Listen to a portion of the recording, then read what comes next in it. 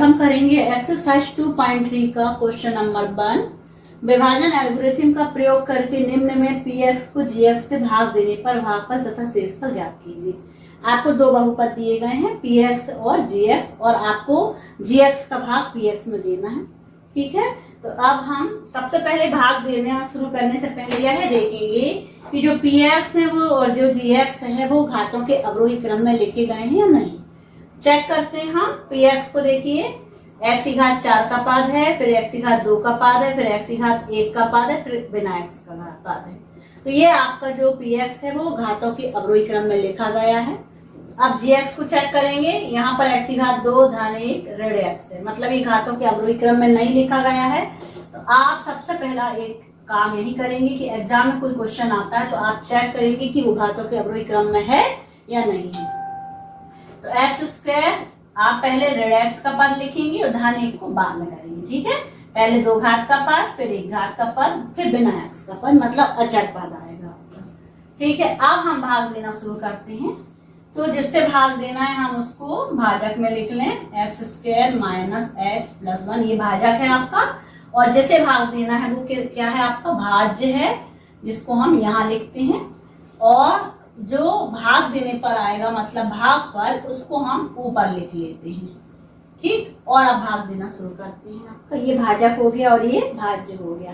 अब भाग देने के लिए हमें रफ कार्य की जरूरत पड़ेगी।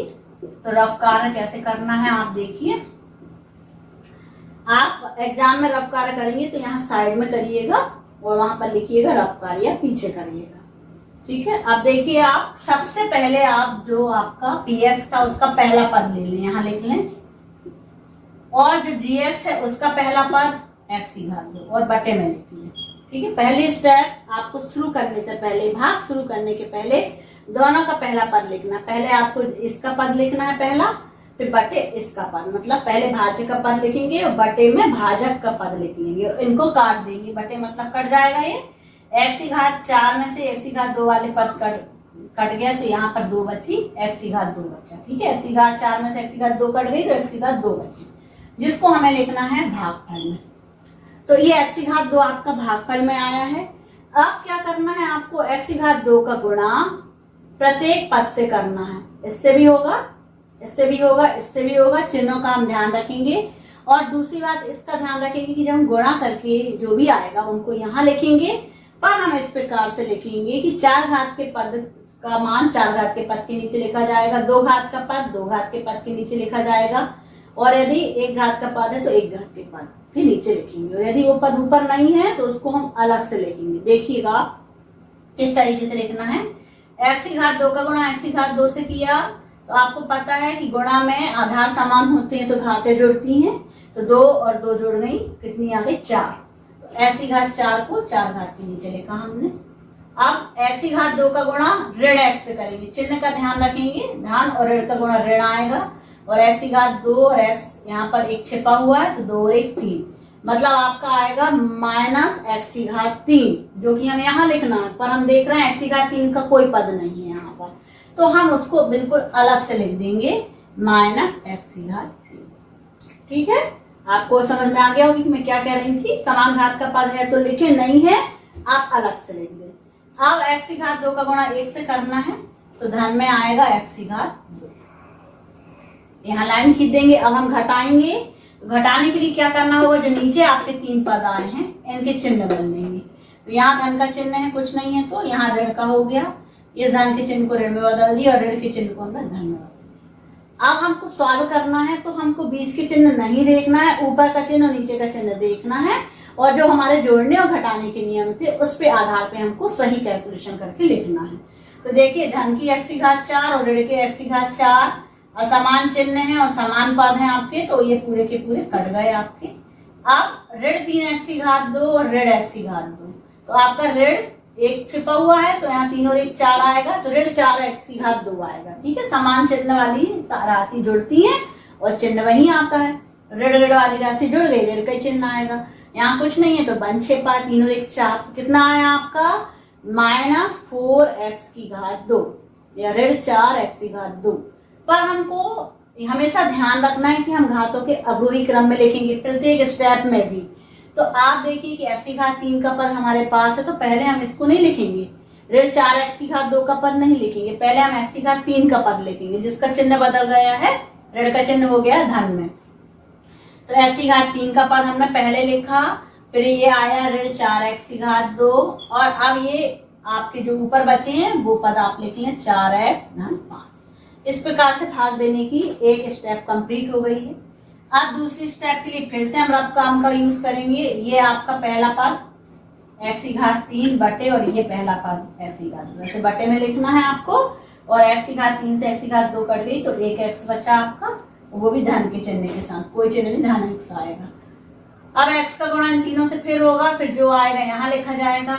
चलिए करते हैं, x की घात 2 का गुणा x का गुणा x की घात 2 से हुआ तो x की घात 3 आ गया, ठीक है, यहाँ 1 छिपा 2 और 1 3।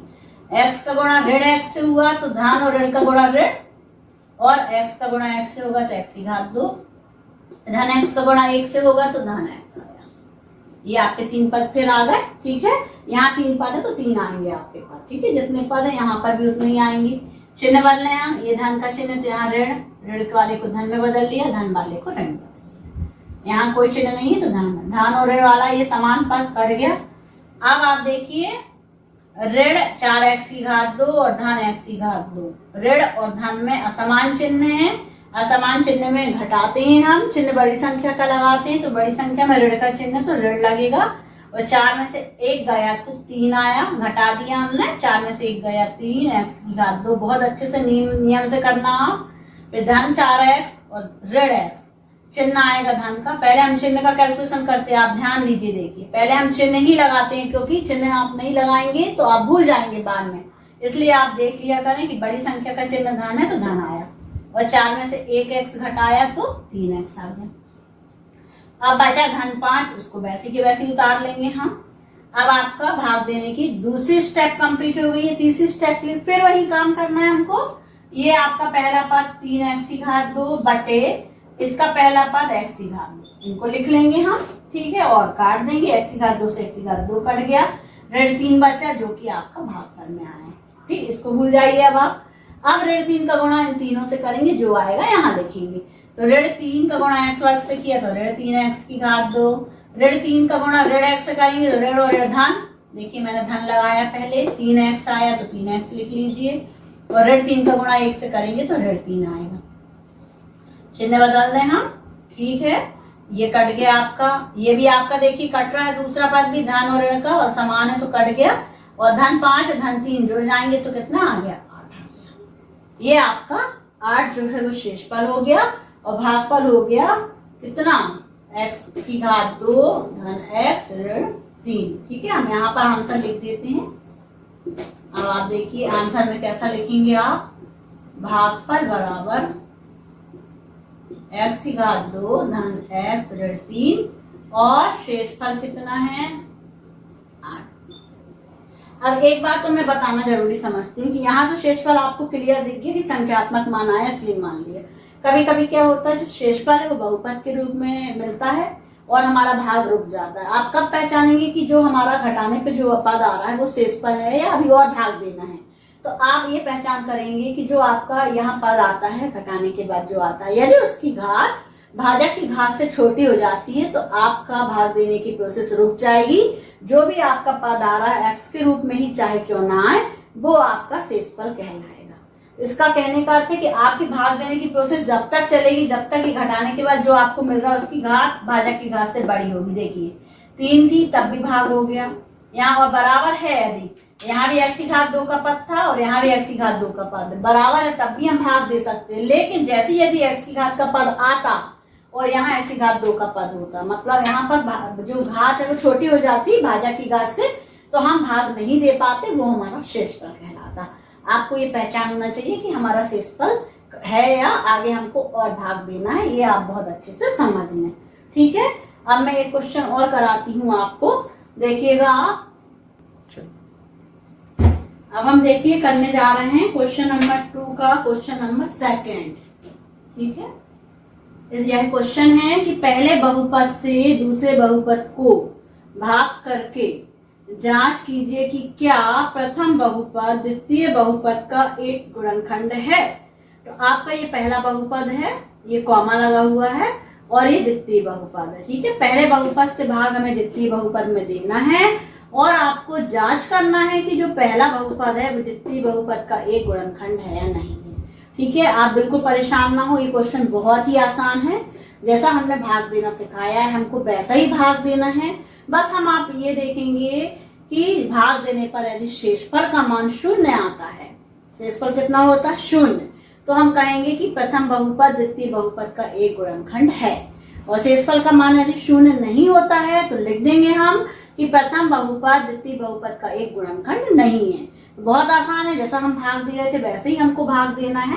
तो देखिए क्या करना है हमको, x⁻2 धन 3x धन 1 का भाग हमें देना है 3x⁴ धन 5x�3 ऋण 7x⁻2 धन 2x धन 2 में। ठीक, और ऊपर हमारा जो भी आएगा वो भागफल आएगा, और यहाँ हम करते हैं रफ कार्य। अब भाग देने के लिए आप समझ ही गए होंगे कि हमको क्या करना है। भाग देने के लिए हमको रफ में सबसे पहला काम, पहली बात तो आप चेक कर लीजिए कि आपके घातों के अवरोही क्रम में है या नहीं है। देखिए 4 घात का पद, 3 घात का पद, 2 घात का पद, 1 घात का पद और अचर पद, ये अपने घातों के अवरोही क्रम में है। इसे भी आप चेक करिए, देखिए ये भी घातों के अवरोही क्रम में लिखा है, मतलब हमारा क्वेश्चन सही तरीके से लिखा गया है। भाग देने के पहले आपको एग्जाम में ये जरूर चेक करना है, ठीक है, जिससे आपकी गलती ना हो सके। अब पहला पद आपका है 3x⁴, और इसके बटे में इसका पहला पद लिख लीजिए x⁻2।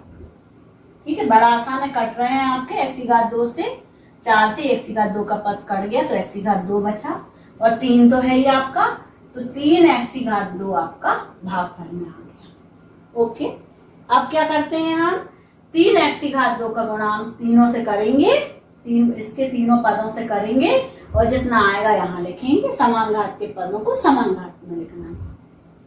3x⁻2 का गुणा जब हम x⁻2 से करेंगे तो 3x⁻4, जिसे हम यहाँ लिखेंगे 4 घात के नीचे।